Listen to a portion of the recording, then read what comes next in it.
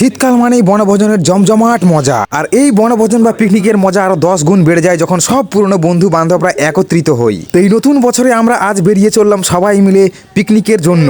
তো প্রথমেই আমরা গাড়িতে তুলে নিয়ে রেডি করে নিলাম পিকনিকের জন্য যা যা প্রয়োজনীয় জিনিসপত্র। তো finally the journey start to picnic spot. তো আমরা এই কয়েকজন মিলে গাড়িতে আর বাকিরা বাইকে ও টোটোতে করে আসছে। তো শেষ পর্যন্ত আমরা এবার পিকনিক স্পটে পৌঁছেই গেলাম। আর পৌঁছেই গাড়ি থেকে সব জিনিসপত্র আনলোডিং করতে শুরু করে দিয়েছি। আর মনে একটা আলাদাই আনন্দের জোয়ার। আর দেরি না করে এবার রান্নার জন্য সবকিছু প্রস্তুত করা শুরু করে দিলাম। আর এই কাজের সাথে মিউজিকের একটু আনন্দ, যার মজাটাই পুরো আলাদা। এবার একটু টিফিন করে নেওয়ার পালা। আমাদের আইটেমে ছিল টিফিনের জন্য মুড়ি আর চানাচুর, আর সাথে একটা করে ব্রিটানিয়া কেক। তো রান্না বান্নার কাজ মোটামুটি শুরু।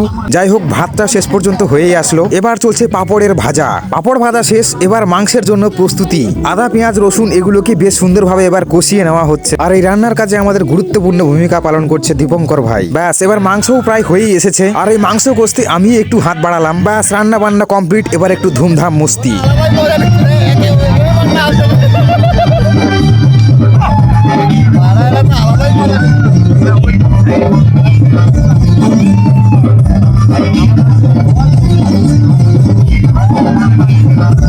অনেকটা মস্তি করে নেওয়ার পর এবার আমাদের খাওয়া দাওয়ার পালা। আর ঠিক খেতে বসেই দেখি একটি বয়স্ক দিদা একটি বাটি নিয়ে আসে খাবার নেবার জন্য। তো তাকে দেরি না করিয়ে তার জন্য আগে আমরা খাবার দিয়ে দিলাম, কারণ কথায় আছে অতিথি দেবো ভব। তো যাই হোক, এবার আমাদের খাওয়া দাওয়া আনন্দ প্রতি সবকিছুই কমপ্লিট। বিদায় নেবার পালা। তো চলো, বাই বাই, দেখা হচ্ছে আবার পরের ভিডিওতে।